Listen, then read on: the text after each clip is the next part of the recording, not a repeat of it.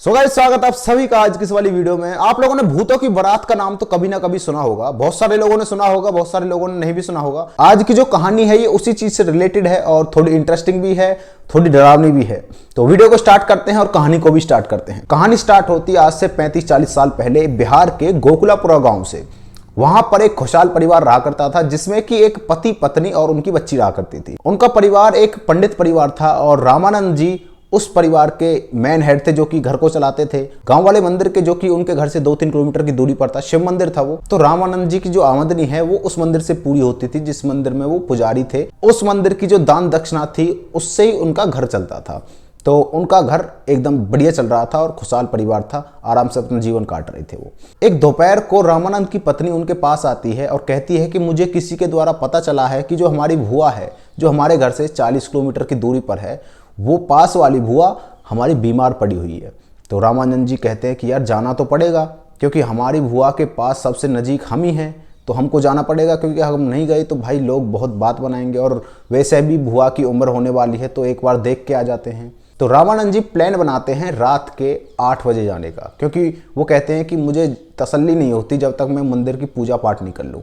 शाम को पूजा पाठ करके 8 बजे साइकिल लेके मैं वहां से निकल जाऊंगा, सुबह पूजा के टाइम पर घर वापस आ जाऊंगा और मंदिर में पूजा पाठ कर लूंगा। ऐसा उनका प्लान होता है। शाम होती है, शाम के 7 बजे वो पूजा करते हैं और 8 बजे तक कंप्लीट हो जाती है। 8 बजे वो अपनी साइकिल उठाते हैं, क्योंकि उस टाइम पे 35-40 साल पुरानी बात है, तो उस टाइम पे साइकिल ही ज़्यादा चलती थी। अपनी साइकिल उठाते हैं और निकल जाते हैं अपनी भुआ के घर के तरफ। रामानंद जी उस रास्ते पर जाते नहीं थे ज़्यादातर, क्योंकि उनका जो मार्केटिंग का काम है, जो सामान वगैरह लाना होता है उनको, वो दूसरे रास्ते से 3-4 किलोमीटर की दूरी पर वहाँ से लेके आ जाते हैं। लेकिन उस रास्ते पर कभी कभी जाना होता है, तो उस रास्ते से उनका जाना आन जाना नहीं था। रात के वक्त में वो वहाँ से निकल जाते हैं।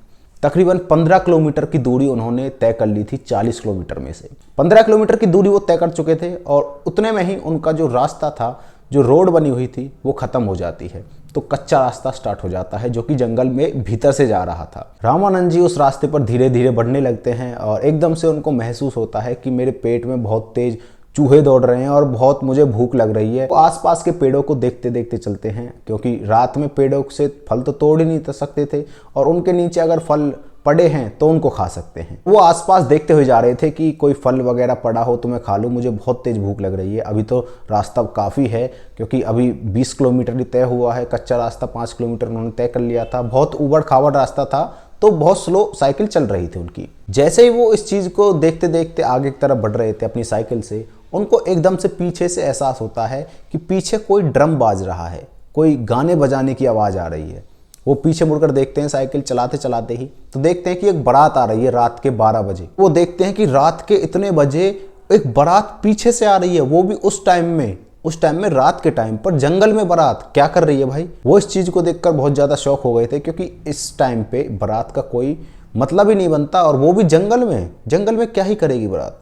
वो बारात को देखते रहते बारात उनके सामने से गुजर जाती है।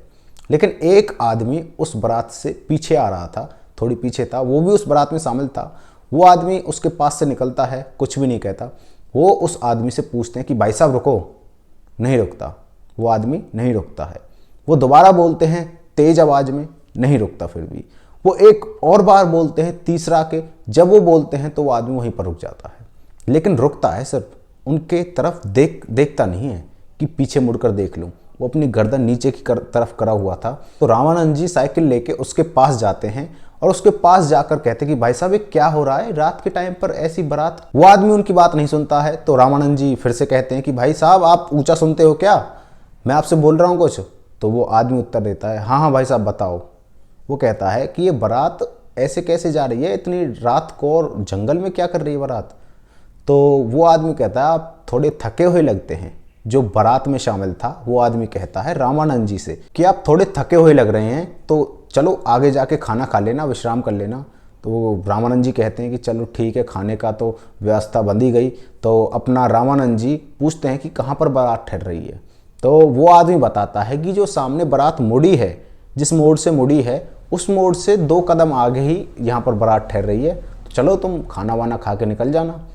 रामानंद जी उसके साथ साइकिल पर बैठकर, उसको पीछे बैठाकर साइकिल पर उस बारात की तरफ निकलते हैं और वहाँ पर पहुँच जाते हैं।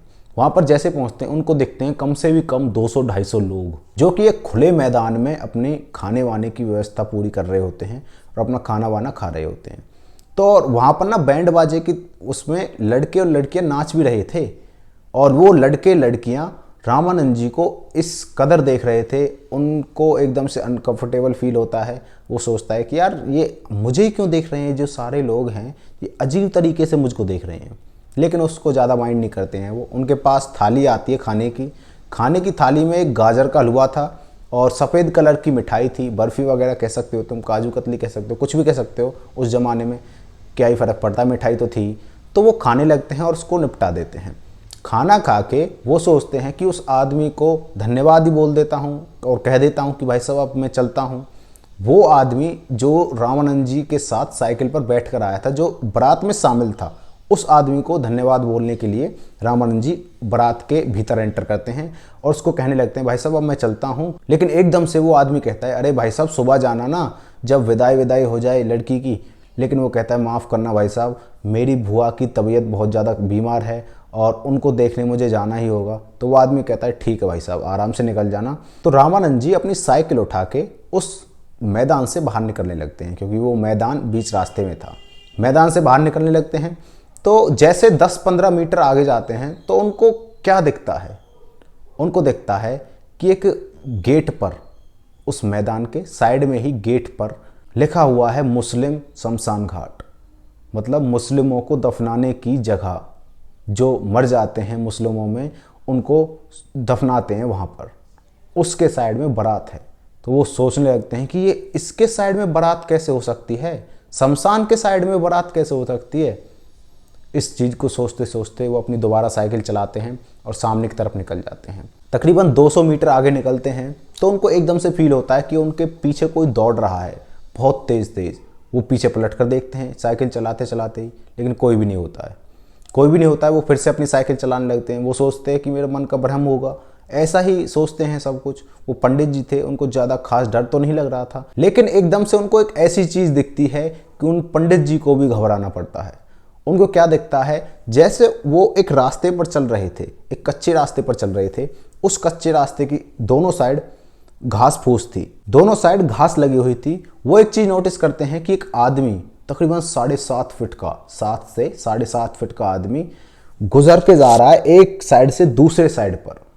वो उसके पाँव ज़मीन पर नहीं है, वो अपने पाँव तकरीबन 2 फुट ऊपर करके चल रहा है और सीधे सीधे जा रहा है। 7 से 8.5 फुट का आदमी। रामानंद जी उस बात को सुनकर बहुत ही ज़्यादा घबराते हैं और अपना मन में हनुमान चालीसा का पाठ करने लगते हैं।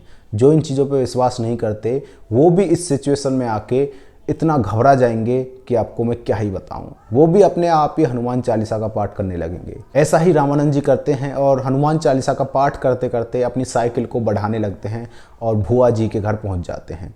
भुआ जी के घर पहुंचते हैं तो वहाँ पर उस बात की चर्चा वो नहीं करते क्योंकि काफ़ी सीरियस माहौल था।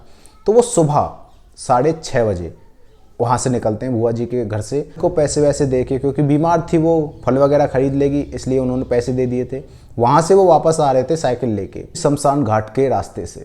जैसे वो उस मैदान पर पहुँचते हैं जहाँ पर उन्होंने खाना खाया था, जहाँ पर उन्होंने वो बारात देखी थी और जहाँ पर उन्होंने वो 200-250 लोग देखे थे, वहाँ पर देखते हैं तो वहाँ पर कोई भी नहीं होता है। वहाँ पर ऐसा लग ही नहीं रहा था कि कल रात को यहाँ पर शादी हुई है। एक कुत्ता तक नहीं था वहाँ पर।